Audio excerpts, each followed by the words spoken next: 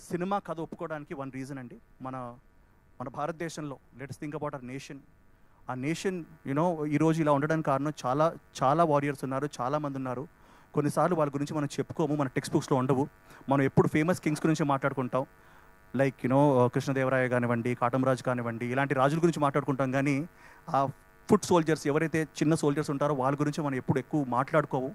అలాంటి ఒక, మన భాషలో చెప్పుకోవాలనుకుంటే, ఒక అండర్ డాగ్ అండి, ఒక బచ్చాగాడు ఆడుతూ పాడుతూ తిరుగుతూ 985 AD, ఇది 1000 years కింద మన సెంట్రల్ ఇండియాలో, అంటే మన చిత్తూరు, మన తంజావూరు, ఈ మన రాయలసీమ ఏరియాలో ఒకడు ఉన్నాడు. ఆ టైంలో 985 ADలో ఒకడు కృష్ణ అని చెప్పేసి ఒకడు ఉన్నాడు.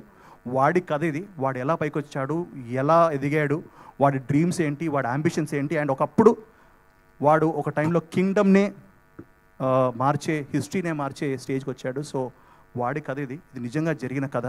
ఈ రీసెర్చ్ చేసి తీసుకొచ్చి నన్ను ఈ జస్ట్ బ్లూ మై మైండ్ నిజంగా. సో మీరు చూడబోయేది ఫిక్షస్ డెఫినెట్ ఎలిమెంట్స్ ఉంటాయి, but it is based on a true story. And ఆ ట్రూ స్టోరీ ఏంటో మనం ఎక్కువ చెప్పుకోలేదు, ఈ సినిమాలో మీరు చూస్తారు.